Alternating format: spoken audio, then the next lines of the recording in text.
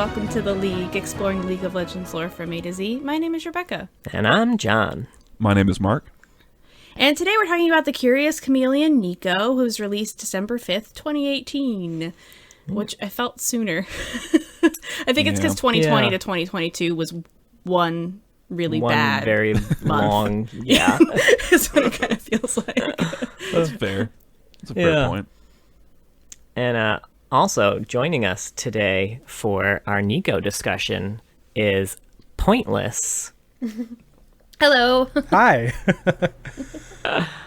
So tell us a little bit about yourself and why you decided that Nico would be the best decision. So, as you said, yeah, Neeko is best decision. That is quite literally the whole reason why I like her, is because I heard that one voice line when I selected her, and I'm like, I guess that means I have to play her now. That's pretty much all she wrote, yeah.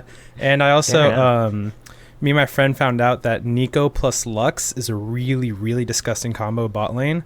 And so ever since, I just kind of fell in love with Neeko. Really? We tried that briefly and could never get it. Yeah, we tried it out like right after I think you posted about it. Oh, yeah. And man, we got shit on several games. I think we had some like weird, but like there was a Yasuo. Yeah, we ended up in it it against a lot of Yasuos, surprisingly. It was not a great time. I remember playing in at least one of those games, I think. I remember a lot of hearing like, oh, I didn't get my ult off right. Oh, no, it's just, if we can just get this to work, it'll be perfect. Why don't I have fucking Snowball? Come on. You guys can't replicate the Neeko Lux combo. Me and my friend did it best. Yeah, it's okay. We're not good at the game. Yeah. That's the problem. Any fun combo that needs to be done needs to be the lowest skill cap combo possible. That's why we did Shaco Timo. You know. Oy. All right. Neeko doesn't have a lot going on for her. She has a bio and a short story. And that's it. Yeah. But most importantly, what does she sound like? Oh, you're right. Okay, so I only really know one line of Neeko's because I hear it all the time. When she says, you fell for it! That's good. That's well I done. did, bitch. Thank you. Okay. Let me think. I had two that I really liked. She goes, beep, boop, Neeko is metal person, quaz. She, I think, transforms into Blitzcrank. Oh, that's great. All right. What you got? My favorite voice line is, Neeko is not weak tomato, Neeko is strong tomato. That's a very good one. She's so cute. Mm-hmm. She makes me happy. No more room for problems, please. Only room for more cheese breads. She likes those cheese breads. I was going to say, I don't think I realized that she talked about cheese breads in her line. Because she talks about cheese bread a lot, to the point where I desperately needed cheese bread after reading her short story. I was too at the end of it all. It's like, man, I want some fucking cheese breads. Right? It doesn't take a lot for me to crave cheese bread, and saying it more than once is that threshold. We gotta stop talking about it. It's actually making me want some right now. You guys need to go to Red Lobster. Oh shit, the cheddar biscuits. Yeah. Oh man. You know, I've This never epicure- been to a Red Lobster. Is that weird? Man, It's a little weird. is it? You're telling the whole world now that I've never treated you out for a fancy right. night at the Slipping. Lobster. He's a horrible husband. I'm sorry. It's all right. You know, We'll go soon. he should apologize to you, right? Never take you to Red Yeah. Elks. Sorry, no cheese I bread. don't like seafood, really. That's fair. I need to go text my girlfriend so I won't be like John. You never take her to the Red Lobster either? No? Well, who wants to take us through Nico's bio by Matthew Dunn? I can do that. Hell yeah. Neeko was a normal Visayan on an island. I don't know where the island was. I guess Ixtal, but they never say that yet. Is They she say it's from far to the Ixtal? east. Yeah. Yeah, they're like an island east. Maybe Yeah. Ionia? Maybe? Oh. I mean, Probably. I mean, wherever it is, it's not right? there anymore, so it's probably not Ionia. I mean, maybe it's there, but it's just shrouded in death, but not the Shadow Isles. I don't fucking know. Man, how many places are shrouded in death in Runeterra? A lot. All of them. I think I thought. Did I misread it? Didn't the whole island get pulled under? I don't know. I was very confused. We'll get to it. Anyway. It's vague. So, it's very vague. She was part of the Uvi Cat? That's what you call them? They're a very old tribe, super peaceful, and could intermingle with other species through proximity, which they call Shoma, which is, her passive. Neeko was kind of what you would imagine if you've ever heard or seen Neeko. She's very playful, curious, innocent, etc. The bio is super vague on how and why her tribe falls, and also why the elders sought to protect only her. They said they had this brilliant plan on how to save Neeko. Why Neeko? Why not anybody else? I have absolutely no idea. Was it in the bio? Am I Neeko's stoned? best decision. Right. They were like, who should we save? And she spoke up and was like, well, Neeko is best decision. They're like, well, all right. Well, Neeko has spoken. Neeko is a strong tomato. They're like, all right, let's go. You're going. Done. Only the strongest of tomatoes may survive. Of course, Neeko is the only survivor of her people. She takes the form of a bird and escapes her homeland as it was destroyed. So Neeko went into the sea next until she found a ship and snuck on and ended up in a city called Harlport. A Vestayan sailor named Kret, I think, found her, but they couldn't communicate well, and he did not like how Neeko imitated him to try to communicate with him. Which I gotta say, I don't know if I would like that either, Neeko. So she ran off into the jungle and began running with jungle cats. One of them turned into Nidalee, coincidence, because we're doing her next week, and they're BFFs for a little while, until Neeko's ancestors begin to visit her in her dreams. They showed her, pale dead trees that need color again, so she's gotta go back? Yeah, she's got to go to the pale dead trees. She's got to go to the pale dead trees. And give them color. They couldn't be any more clear. Yeah, right. Sorry. So now Neeko, besides going to the pale dead trees, wants to make a new tribe of Vestayans, Yordles, humans, whoever else wants to join her tribe. And that's her new goal. It ends with a line that I wrote down. To know Neeko is to love Neeko. And to love Neeko is to be Neeko. And I wrote that down because we named our cat Neeko. And I agree. Oh. Also, it's the perfect name for him based on... It really is. all of Neeko's personality traits. But anyway, that is Neeko. Well done. How do we feel about it? Riveting. I especially like the part of her entire tribe is killed by 5 words. Cataclysm loomed over the horizon, loomed on the horizon, right? And that's it. Right. That's all you get. Not to fucking yeah. Not to Seinfeld this again, but they really fucking yada yada yada it over the most important part of this goddamn story. 5 words is all you get for the decimation of an entire tribe. Love it. Mm-hmm. I completely agree. I was taking the notes and I was like, oh, I'm sure this will probably be what the short story's about. so I'll know afterwards. No, it's not. I'm genuinely very confused why they decided to do this. Yeah. I don't really get it. Did they want this to be something later that's revealed? Or I think more likely they have absolutely no idea. No. They weren't given a lot of time to work on Neeko, would be my guess. Not the writing team's fault. Y'all did your best with the week they gave you to come up with a whole lore for this champion or whatever.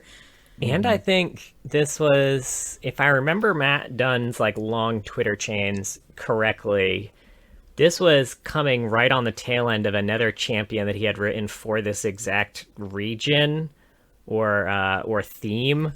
And he got put in charge of this one too, because I know one of the questions was like, hey, was it exciting to hop back in and do another thing like that? He's like, not really. If I'm being honest, I was kind of done, and then I had to do another one.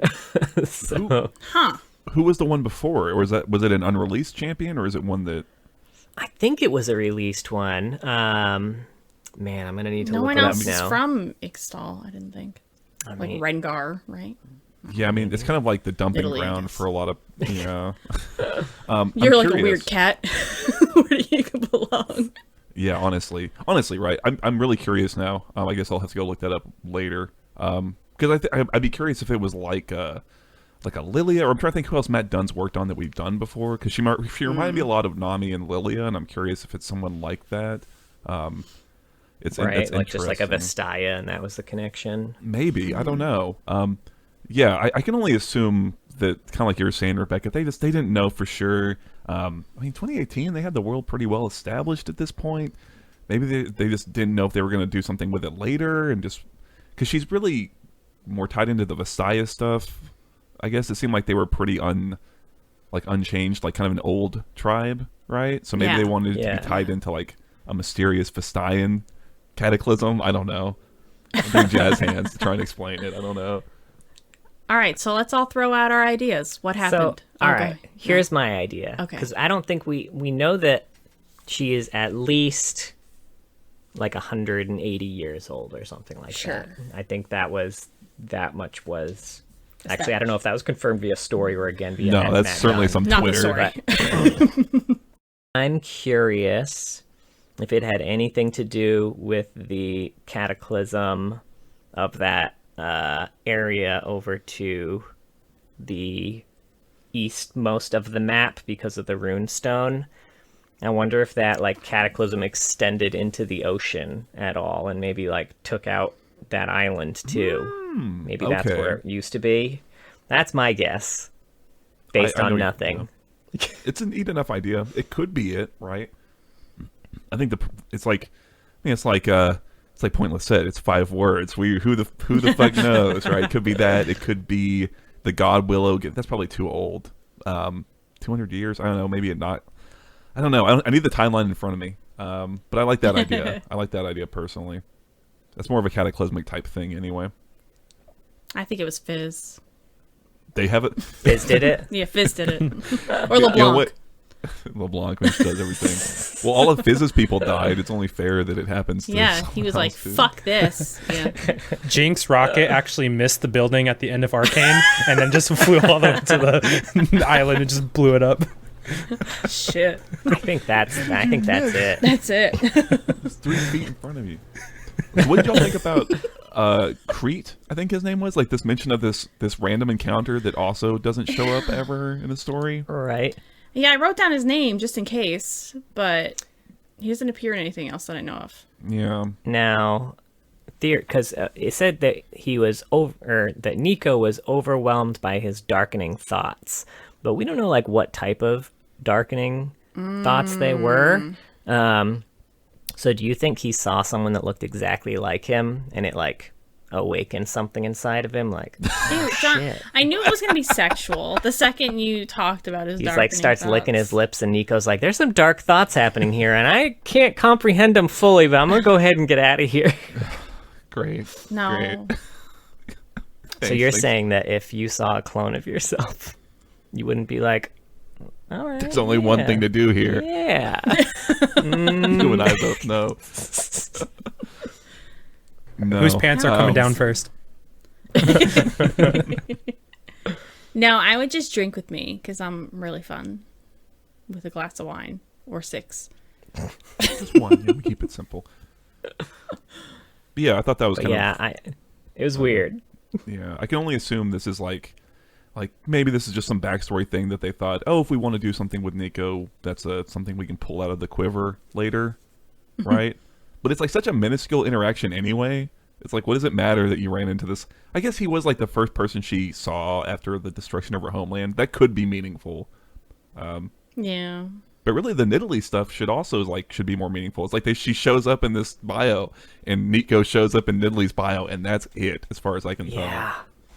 In fact, so I know we mentioned in the Morgana episode that that one line that I thought like this could have been a really cool moment if they had like there was some actual voice interaction there as opposed to just them describing this like, you know, this emotional scene in like the least emotional words possible. And I felt exactly the same way about this line. After a tense standoff, she introduced herself as Nidalee and reluctantly accepted Nico into the group. You really lose a lot of the tenseness of the standoff. Yeah. Yeah. What does standoff mean in this context? Like, did they try to fight, or did they just kind of stare and they're like, all right, you're cool? come join us. Yeah. Look how big her Disney eyes are. She can't be a threat. Nico becomes Nidalee, and she's like, all right, I dig you. Let's fuck. There's only one thing to do. Maybe she would, is all I'm saying.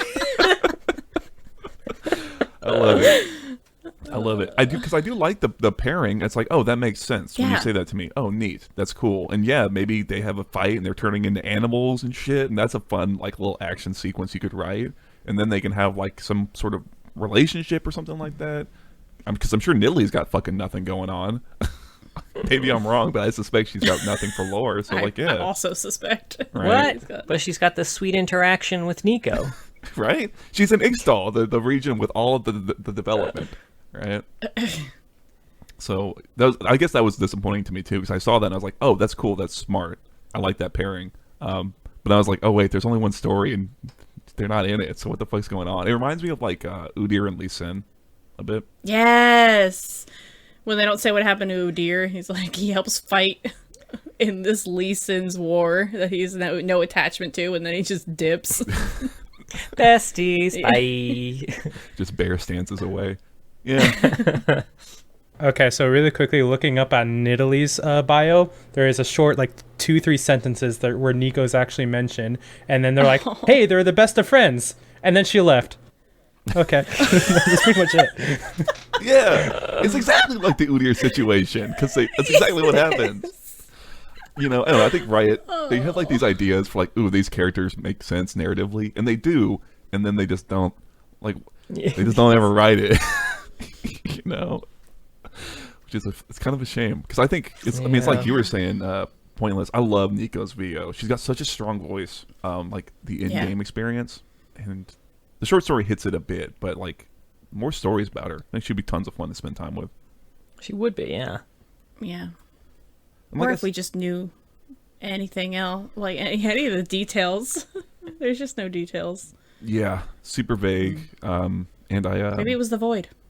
Maybe when the void event happens, we'll know what happened to Nico's people. When it finally happens. Any day now, right? we can't rely on the void event for everything. It's not going to solve all until of the our void problems. event happens. We can and we will. Pin every hope on there. It was Belveth.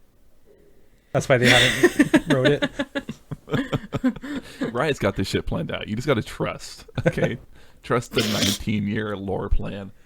Yeah. It's like when they revealed C. It was clearly really well thought out and planned. And I was playing Legends of Runeterra and I saw that C shit on the Caitlyn cards art, and I started laughing. It's like, oh man. They saved that shit for 10 years. Just Yeah. And yeah, from this, I also got really, like I said, I got big, you know, we just did Nami, and I got super big Nami vibes, and kind of the same with Lilia, you know? Lilia, we did talk about it, that we thought Nico would be like a more sensible Lilia, because Lilia didn't really make a lot of sense to us. Yeah. Yeah. They're really similar. They both have these really vague goals about restoring a dead forest thing, and they're both, you know, a part of your world type situation, right? Like, it's interesting. I will say, like, the character makes more sense, but Lilia's goal makes way more sense. Mm-hmm. At least she's, like, from a forest, and it's a little bit more clear what she's, I guess, trying to restore, though her means of going about it seem absolutely wild. I don't know where the fuck this forest is that they're talking about, or how to restore it, or bring color back to it, or if it even exists, or if it is just because they also said it's like a dream. Who fucking knows? Maybe it is just a dream. She just digs colors. So what you're saying is that Nico and Lilia should be smushed together into one champion, just called Nico, and that's just make the Nico lore nice and well made. Yes. You have to make it like a ship name. It's Nika.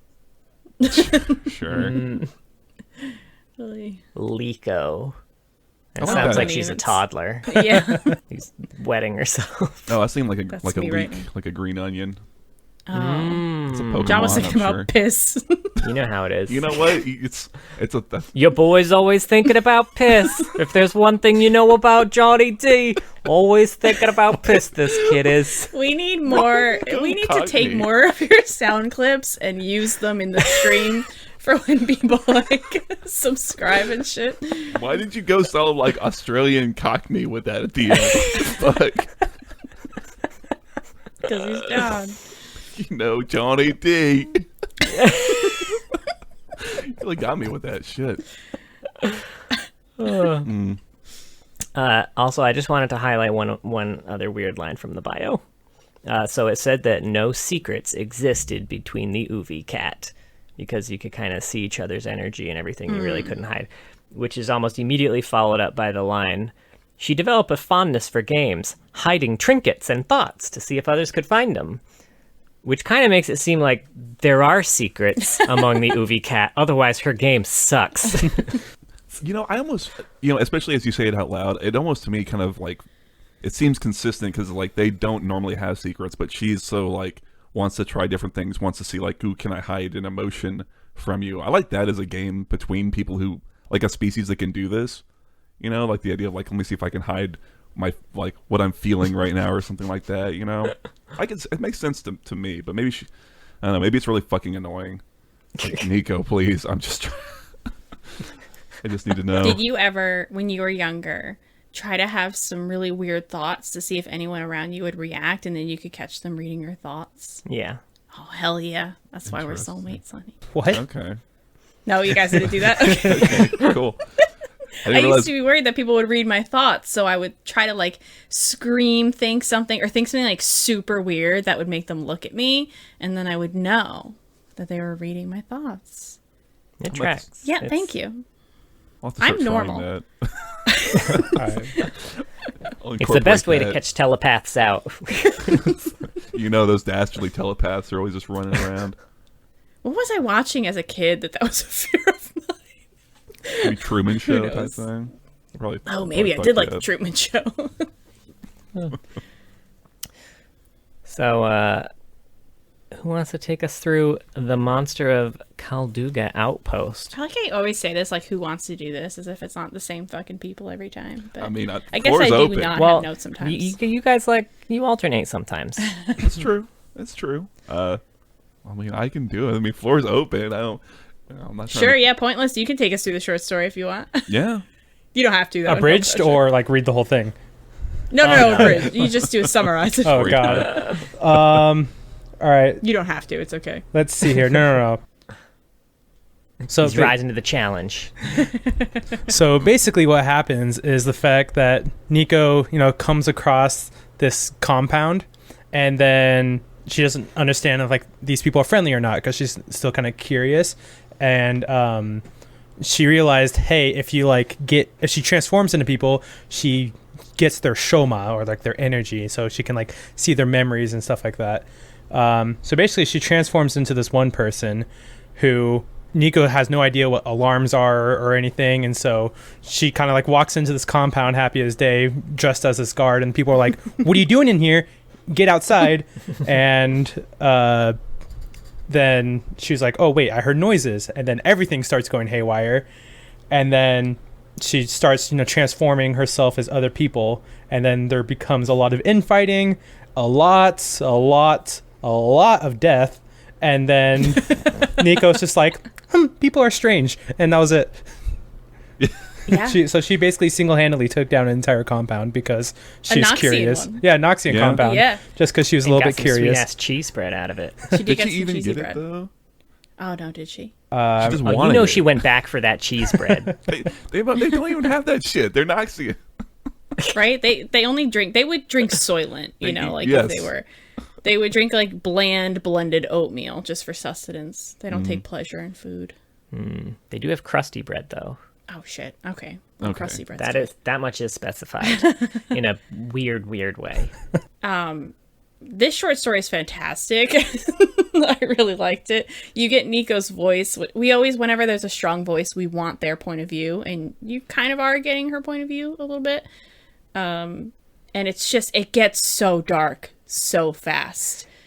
It was such like it.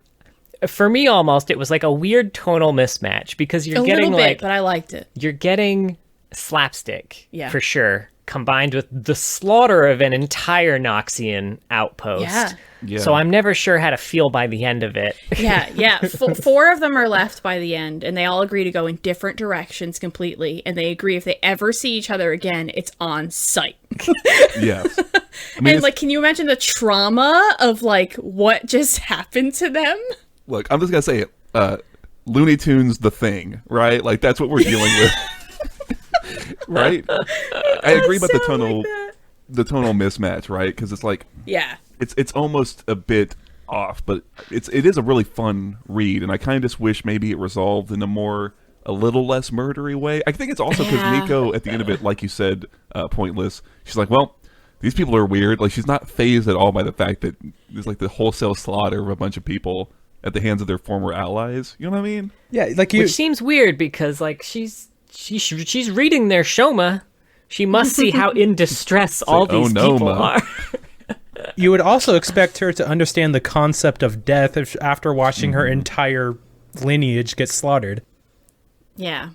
Yeah. Yeah. I would say that's the biggest flaw is like, yeah, she's very innocent and sweet, but she knows what death and murder is, I assume. Yeah. So like the beginning where she's confused about like why people wear socks. Sure, that's an acceptable confusion. But then like being confused about, oh, everyone around me's dead. That one's a little weird. Yeah. Yeah. It's hard. Yeah.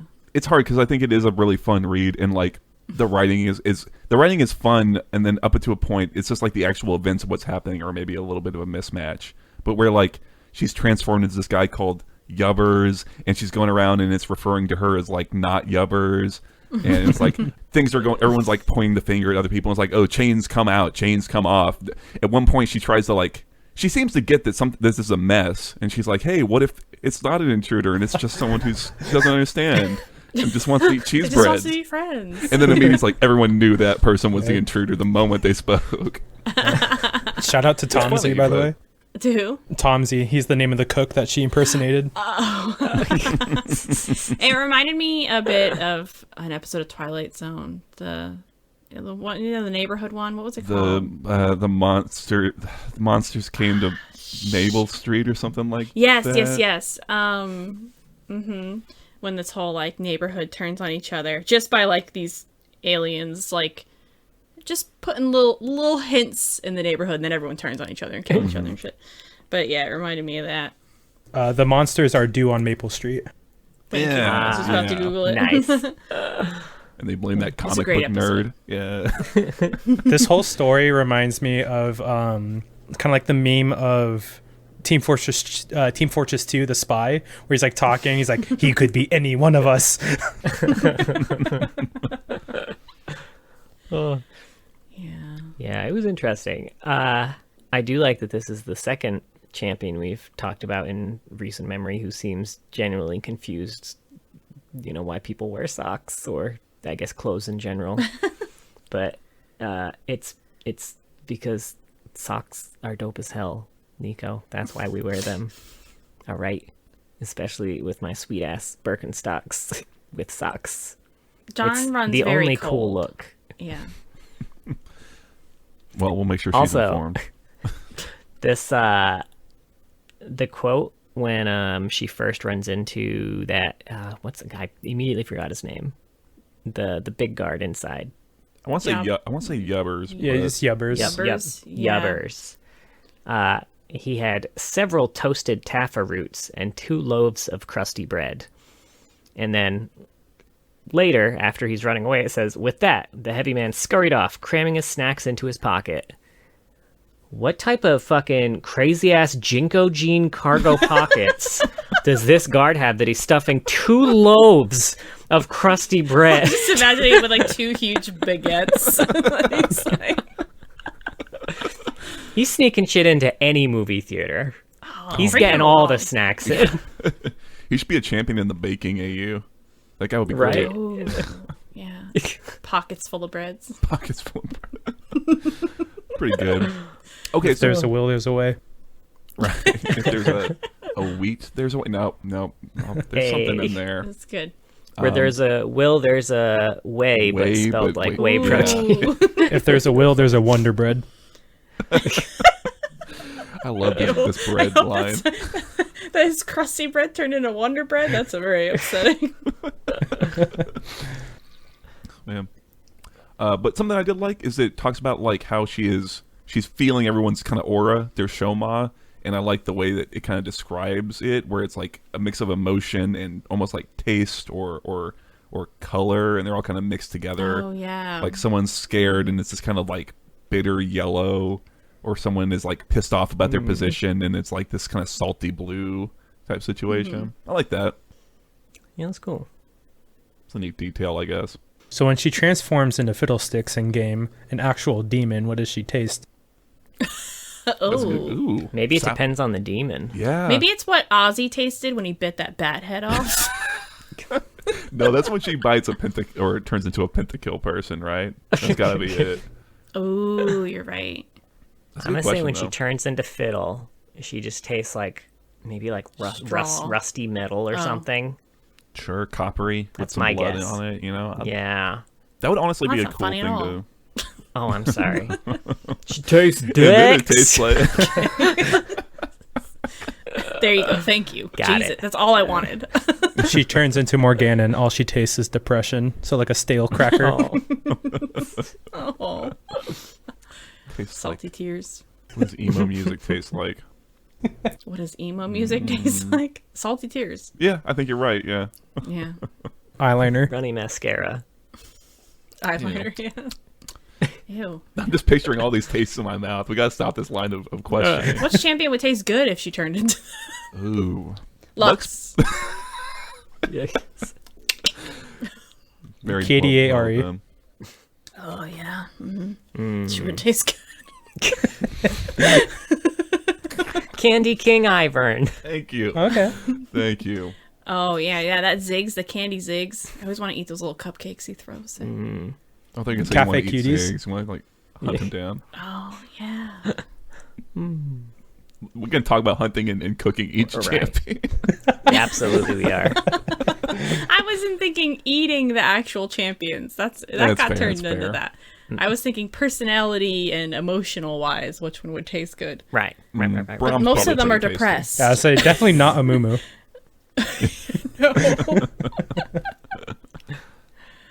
Lulu tastes purple, I bet. Oh, Lulu would taste great. True facts. I bet we haven't gotten to her yet, but I bet Nyla would taste good too. She's got that happy demon. The happy demon. Maybe it's like too sweet. Maybe it's like you get a mouthful of like fondant or something like that, and it's like cloying and sickeningly sweet almost. Ew. That would be a cool way of doing a joy demon. I don't know. Well, this has been our Nico sampling hour. Sommelier Now, and Nico. Yes.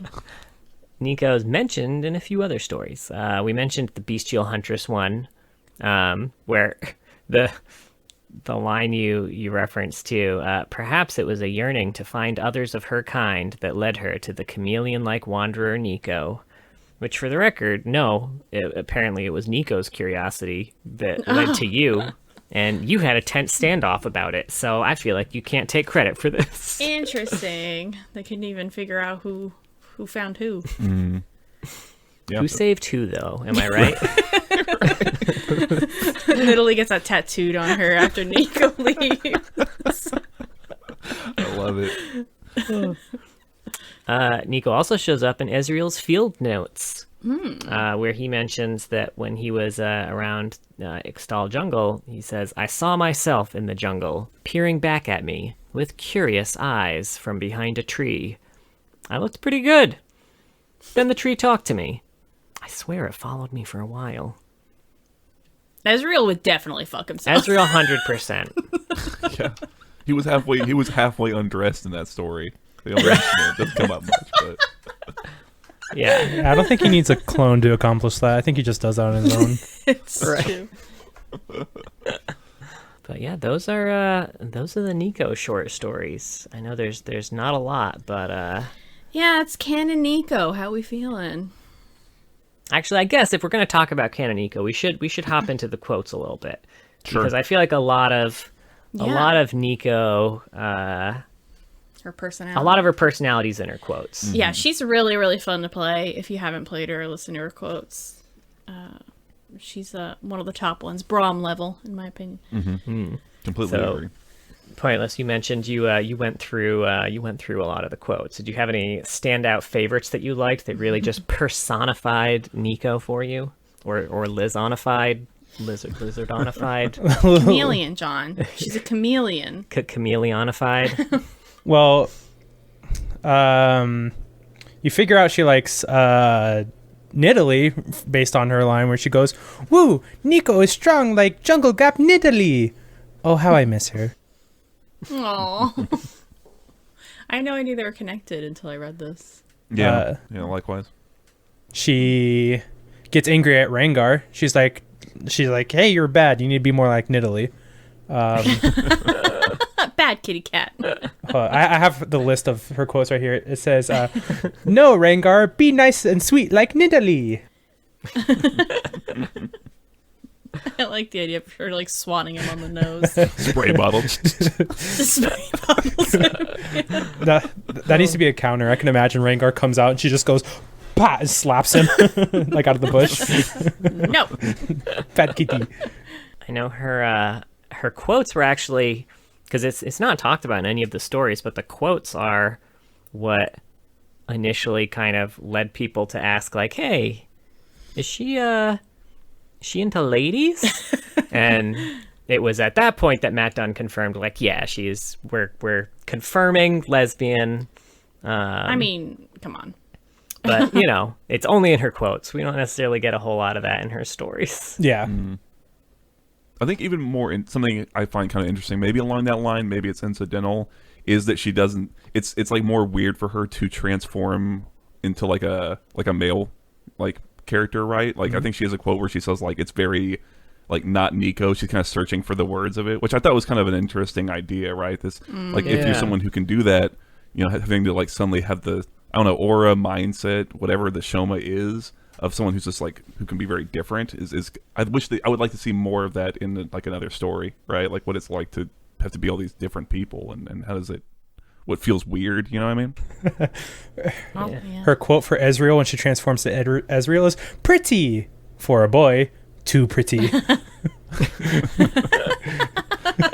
Fucking tear him up, Nico. Damn. Oh no, for Graves. "Yuck, take a bath. Gross." It's true facts, though. It's fucking brutal. I wish I had a quote for every champion, frankly. I would love them to come back and do even more VO for her.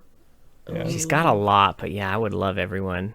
And I think actually this, I don't know exactly what the timeline on this is, but it may have been the Nico quote to Talia that was also kind of like the first confirmation of her, initial plan to be a transgender champion. Which, the quote was like, Nico not the only one who changes.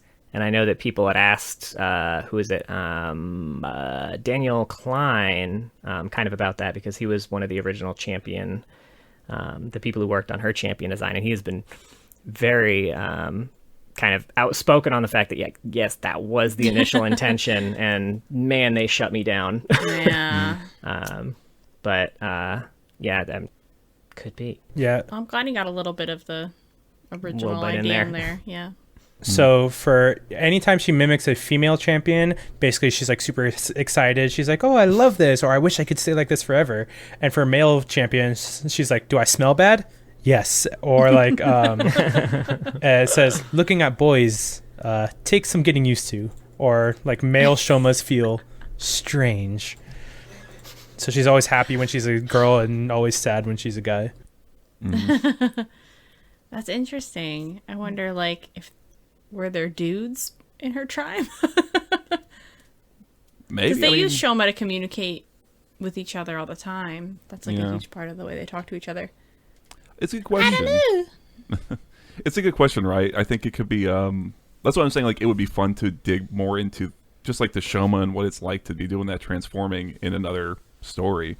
Because, like, even if that's a huge part of, like, them and their tribe and what they are even as, like, a species, it could... maybe they're still sexually, dimorphic or whatever. I don't know. There's a lot you could do with it. It's a really like fertile sort of like idea to play around with, and I'd like to see them do it more. It's like a very alien, like almost sci-fi thing to start doing. You know what I mean? Yeah. Also, your your quote from the beginning of the episode, Pointless. The Nico is not a sad tomato. She is a strong tomato. Mm-hmm. A REM reference. Yeah. Oh. I don't think I know that song. It's the song Crushed with Eyeliner. You probably do. You Do I? I don't know. Can we get a few bars? I think I only know Losing My Religion and Shining Happy I don't- People. Those are the only army. Maybe I'm thinking of a different. I don't know. I just feel like if you heard it, you might recognize it. I don't know. I feel like that's a pretty popular one, but maybe I'm wrong. Sing it, John. No. Oh, Okay. what? Okay. No. Okay. Okay. I asked Mark first. and- No, I cannot do it for you, unfortunately. God. No pressure. Shiny happy people laugh. Shiny happy tomatoes. If it's not that one, I don't know. Oh, Orange Crush. That's an REM song. I know that one, right? Yo, I gotta add some of these to playlists. That's a soda. Shut up. You're confused. They say Rose on she's a soda. sad tomato several times in the song, looking at the lyrics, and it's all like no context. It's all just kind of, she's a sad tomato. Yeah, there was a Twitter thread where someone actually gave a bit more context on what that phrase meant too, because I think someone was like, why the hell is there a quote saying that she's a sad tomato? And someone responded like, oh, it's from this REM song. And I think I'm trying to remember what the phrase meant, but it was something like a woman who's upset about something. It was something specific, and now I can't Wow. remember. Elliot's just a woman who's upset about something. Something. Right. Call them sad tomatoes. Don't look it up Actually, on all Urban right, here we Dictionary. go. It's an old derogatory term for a woman. Oh, I guess it's an old derogatory term for a woman. Oh. Like a sad tomato. It's just a rude thing to say to to a woman, I guess. Man, things used to be a lot more wild. Well, I mean, I this feel is like on sad tomato Urban Dic- does not inflict a lot of fear. Or, I mean, I don't know. What do I know, right? I'm trying to imagine someone getting called a sad tomato really viciously. It's too tiny. I'll look it up later. Oh, Oh. there we go. Oh, yeah, no. I can't see it. Don't even worry about it. What does it say? Your eyes don't need What that does type it of say? filth. Oh, is this? No. I mean, what are you looking at? Urban Dictionary? Yeah, I'm sure it's Yeah, it's all on some Urban old Dictionary. wild bullshit. Don't look it up. Tell Well, me what it is. When you're older. No, okay. It's well, like then Mrs. Potts then from let Beauty me and the read Beast. it. He made it small again, so I can just I have I was gonna say you have So you have the the internet. I'm an technology adult. and you I I can can't. prefer- look this up. I prefer a nice, innocent Nico tomato.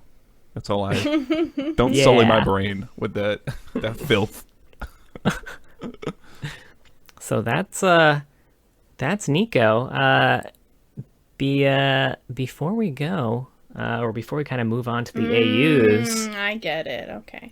she has looked up the word on. That's not Urban how it Dictionary. works. You know what I like? She is now arguing the I just anatomical accuracy of this Urban Dictionary. I like not knowing what it is and trying to picture what it could say in my brain. So Pointless, where can people find you online? And how can they reach you, keep in touch, write in your yearbook. be your friend? It's been real. So my YouTube channel is just Pointless. My logo's a unicorn. I have twitch.tv, which I do most of my stuff, is pointless_mui, MUI. Twitter is at @thypointless, THY pointless. That's pretty much it. My Discord. What do you stream usually? Sorry. What I stream recently, it's been Valorant, mostly a game called Brawlhalla. It's a 2D platform fighter. Let's put it this way. I started off playing League about 4 or 5 months ago, and I've really? put about 500 hours in it right now. Shit. So I've gotten from 0 to 100 real quick in League. You got the bug. You got the itch. This is the way. It is probably my second most hated game, but I still play it a lot. Yeah. CS:GO's It'll be number one soon. No, that spot is to Climb in the CS:GO. ranks. So nothing will ever surpass CS:GO. But yeah, it's been a blast. And you were gonna say your Discord. I'm Oh sorry. yeah, my Discord is pointless pound 6969. Nice. Double. Yeah, I got that double nice. And if you want to talk to him, he's on the Loreheads Discord. So, meet us on there, folks. Yeah. I've posted pictures of my time at Anime Expo, wings that I just made. They looked so fancy. Dope. They were What so they, good. What were they they looked for? spicy though as well, and I couldn't eat them. Were they a part of like a cosplay or something? I didn't see the post. No, the hot The wings. wings? Yeah, no, the hot wings. No, they were food. Yeah, I just cooked. Oh, wings. Oh, I just cooked hot wings. you said made wings. Something like Anime Expo. I was like, yeah. You know what? All right. So, I didn't want to eat your cosplay wings. They looked way too spicy. so The now, logic was sound, but you couldn't have been more wrong. 100% styrofoam. You never. but the most recent video I posted on my YouTube channel was the Lux Nico combo that I was talking to them about. And I'm currently working on a video for Elise. Ooh. So that's going to be Dope. super fun. So tune in for that, folks. Good shit. Well, thank you for joining us. And Yeah, thanks, Of course. yeah, it was a blast having you. All right. Well, I'm excited to hear about her AUs. Oh, let me look up her skins. She has so few, right? She does. She has very few. Does she not get played very much? I don't think she's very popular. I haven't seen her get played. I see her mostly played in ARAM. Yeah, and she's I don't real think fun that'll in get ARAM. you skins. I want to play her more, but I'm just so bad at her. I mean, I love playing her in ARAM. I will consider it up. Damn. And it. I think I did play one Rift game with her a little while back, and it was such a marked shift in like tone, right? Like, I don't have that snowball. That's a big fucking problem. Yeah, that snowball's really a game maker with Nico. It is. But she is only part of 3 AUs. Jesus. First one is the Shanghai Scrolls, which is set in a world where champions are mythological creatures within the mysterious Shanghai Scrolls. And this one is Shanghai Scrolls Nico. Oh! A kindly god of the Shanghai Scrolls who remembers her counterpart Jin from before he succumbed to madness. Nico believes she can return Jin to the side of good before the painting's magic fades and doom befalls the multiverse. But she knows such an expenditure of power may destroy her in the presence. That's way May more destroy interesting. her in the Oh. process. Oh. Okay. It took I me a can't minute. read. It's like, wait a minute. Time travel? Is this the pulse fire? Okay. God, I want Pulsefire Nico. This is way more interesting than her actual lore, I gotta say. It is a little Yeah. bit, yeah. Yeah. Honestly, it's like there's nice little clear stakes, and she's got kind of a little goal, like a more tangible And a goal. connection. Yeah, connection. Yeah. Yeah. I mean, I guess she has one It's in also- Italy, but whatever. I didn't feel it. Yeah. Yeah. What? You didn't feel it? But there was such a connection there. It was such a described connection. It was very deep, They deeply definitely had. layered. Graham McNeil must have written that part because it was just so much text. He wrote that one line. Just that one. All right. Now she's also part of Winter Wonderland. An ancient and mysterious winter sprite, Nico regards the world around her with an almost childlike curiosity. Having recently returned from beyond the Poro King's vast domain, she has become enamored with the civilization that has risen in her absence. And this one actually has a little bit of a cinematic to go along with it, Oh. called The Day Before Snowdown. And this is kind of like an animation, kind of like an in-game animation over a poem about the Poro King recruiting Nico to recruit others to defeat the evil Ice King Twitch. So she goes around recruiting people. She recruits Master Yi, who's a snowman in this one, and Soraka, and Prince Mundo. And then at the end, they fight Twitch, but they end up converting him into a friend. And then the Poro King comes out and says, that was the plan the whole time. Wow. And then Soraka's like, well, why did you ask us to fight him then? And he was like, gotta go. And then KDA Akali pops out of nowhere, and Soraka's like, "Why is KDA Akali here?" And the Pearl King just nopes out. What a weird. It was very weird. Okay. I like it. I love that. That's like, we don't know how to end this. So That's absolutely what it felt like. It's like when you're like watching a sketch show and one of the sketches is going on way too long. You're like, you did not know this should have ended 3 minutes ago. yeah. This video is also fun because like the narrator's kind of this like British lady, but she also does Mundo's voice in the middle of it. Oh, that's fun. Which is very fun. That's neat. So it's like if you were trying to do Mundo. Your British lady voice. She's also part of Star Guardian. I'm just kidding. You're really good at the impressions. I didn't think that was gonna hurt him so much. He just made such a sad sound. I can just see it on his face. I'm so sorry. We were making jokes like 2 episodes ago about how you put British. You were making jokes. Yeah, but it happened this episode. It's too raw. I didn't. I thought you did fine. In a vast and dark universe, young warriors are chosen by fate to protect the light of the stars. They are destined to burn bright, but collapse as furiously as they shine. Star Guardian Nico. God damn it. This was Star Guardian Nico. A member of Ari's original team of Star Guardians, Nico watched her teammates fall against Zoe's dark power, going into hiding when she too was thought dead. Revealing herself to the newly assembled Star Guardians at the eve of their greatest battle, the wide-eyed adventurer has vowed that this time she won't run. And there's a prestige one, too. Nico and the Star Guardians emerge from their battle forever changed, friendships reforged in the face of stunning victory and brutal loss. They will save their lost companion. Perhaps not now, but one day, and they will do it together. Is she really... Nico's familiar spirit is named Toa.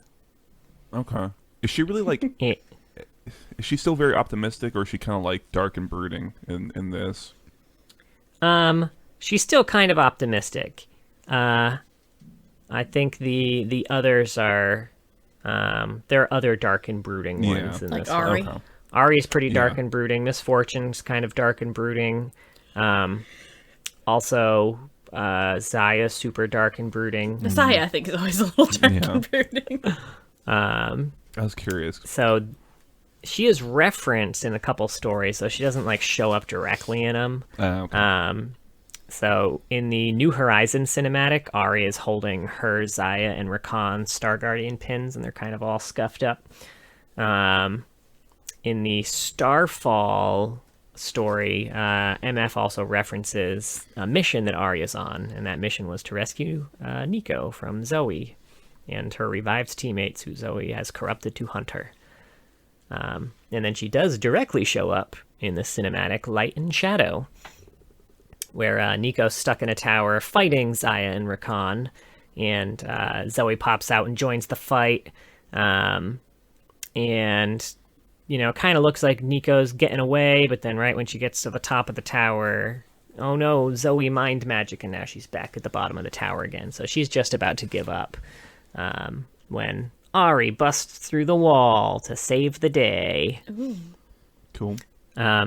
So the story behind the cinematic, too, because I feel like it's never actually described in the cinematic, like Zaya and Rakan at this point had been killed, and Zoe had revived them and corrupted them so that they are hunting Nico.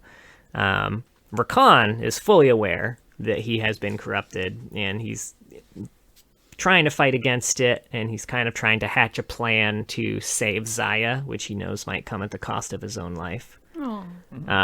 Zaya, also kind of aware that she's being corrupted, but is totally cool with it because she's pretty pissed off at the other Star Guardians for leaving her there to die. Okay. I kind of like that. That's kind of fun. Yeah. Those are all the AUs. Damn. Yeah, not a lot. It's wild that like she even has a Star Guardian AU and it's not a lot.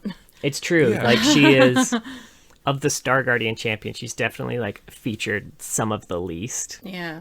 I mean, she was supposed to be dead, I guess. Yeah. All of them have like their own bios and everything. Not Nico. Yeah, when you gave the familiar, I was expecting, you know, like the favorite foods, blood type, etc. She got kind of shafted, I guess. Yeah. Huh. Don't worry, because Nico herself does have a favorite food, which we'll get into in the fun facts. Oh, is it not cheese bread? It's cheese bread. Great. God, Great. no, okay. I guess we're just in fun facts now. Great. Awesome.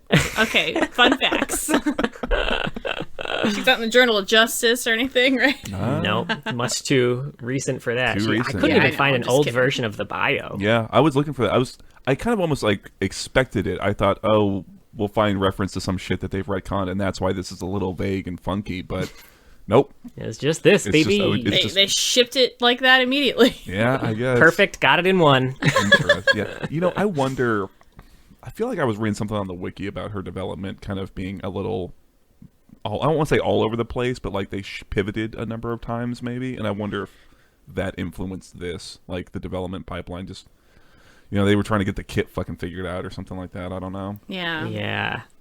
Because, yeah, there was definitely a bunch of iterations. Which there can be, but, you know, I think sometimes they have a really strong idea, and sometimes they have something where they have to change it a lot, and maybe the lore suffers for that. I don't know. Probably. Yeah, because you probably get, like, an idea in your head before you maybe have the champion fleshed out, and then, like, the champion is... You finally get a real strong thematic hook, and then what you had in your head doesn't make sense anymore, but you're like, but I can make it work. Yeah. Or you play can't. test, and some shit's broken, and it's like, okay, what do? We can't do X. Right? Yeah. I don't know. So, Nico was intended to be a champion that doesn't have a good understanding of the common language because Riot was trying to achieve a fish out of water feeling for her. Sure. You know, and- So Nami. right?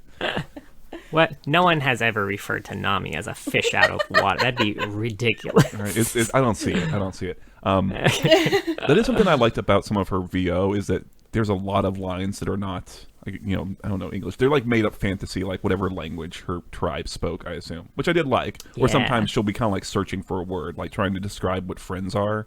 You know, like that's I like that. Neat character details. Let's get it in the story. You know. Yeah. Because of that too, I think this is one of the first times, if not the first time I can think of, where they have the same voice actress for English and Portuguese. Oh, that's dope. And it was Flora Palita.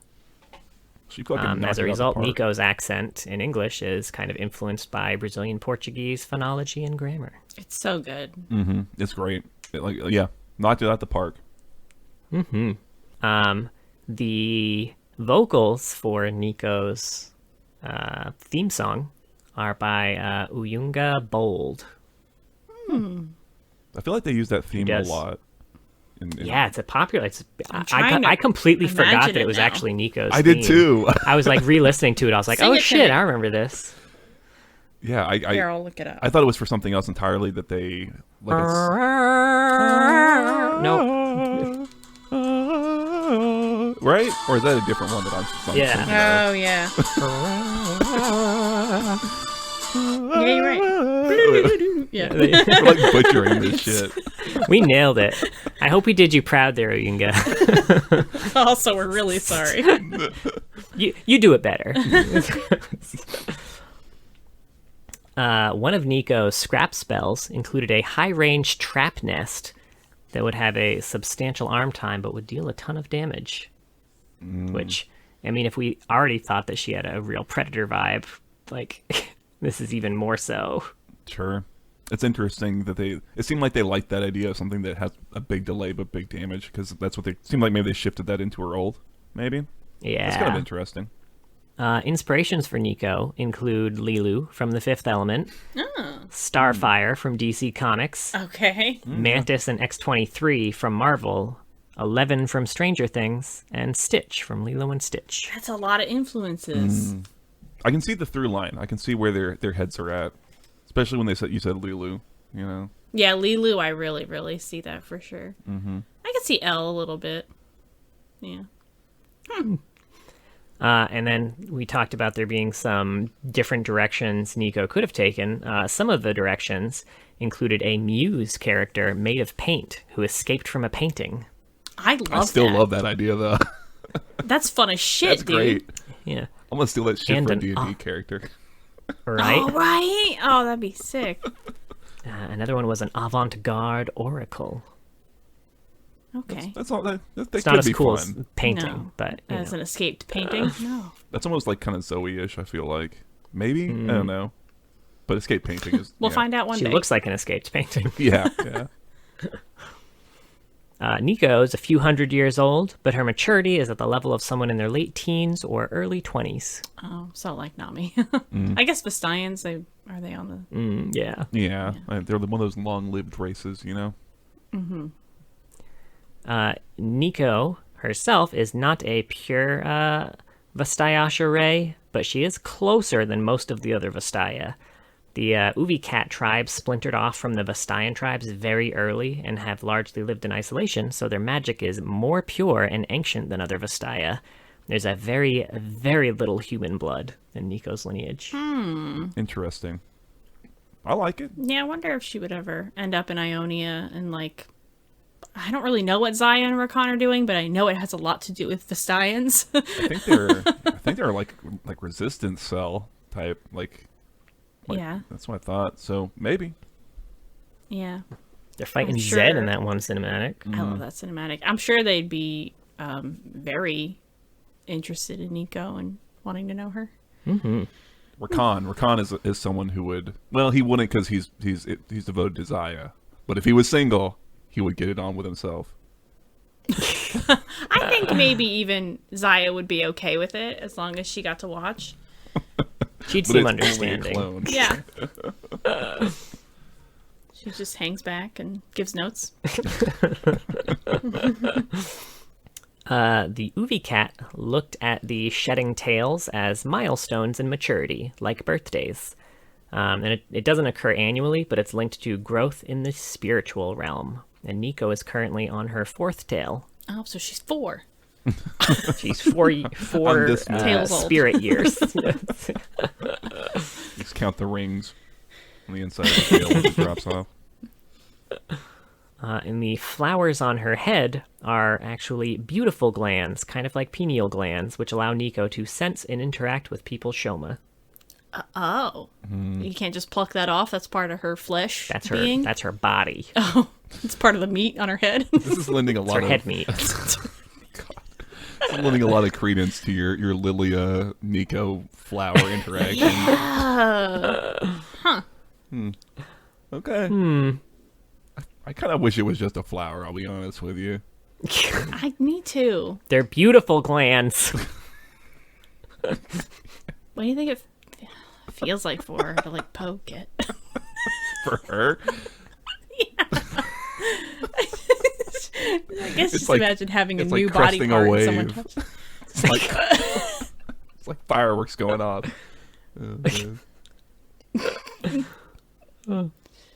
Her favorite fruit is cheese bread. Obviously. Nico's size when shapeshifting is only limited by the immensity of her shoma.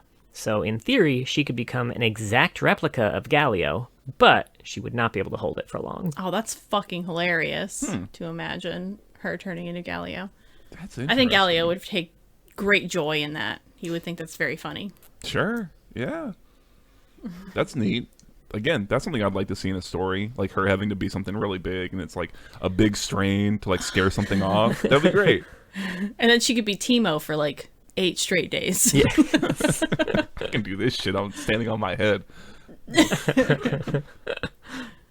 In Nico's trailer, the frog jumping off a cliff is a reference to George the Frog from the Rift. If you ever watch, close to the, let's see, if you're the top side and you view your bot tower, the one right near the base, around the time that minions spawn, a little frog hops out and Right. then jumps off a cliff. Oh, okay. Rip. It's the first death on the Rift every time. Not if you play like I do, it's not. Going right in this bush. The icon for Shape Splitter was reused for Teamfight Tactics for the Neeko's Help item. And you can use it to create a copy of a champion.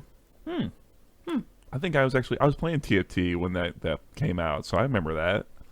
Yeah. I knew that. They actually changed it now. Now it's great. just called Champion Duplicator. But it used to be Neeko's Help. Well, now I don't know anything anymore. Great. Yeah, I think it was probably just weird because Nico is back in the set as a playable champion. Yeah. So, you know how it is. Makes sense. Plus, it's less like when you read Champion Duplicator, you can really figure out what the hell that does, I think. Yeah, much more clear for non-league players who are just interested in TFT. Mm-hmm. Yeah.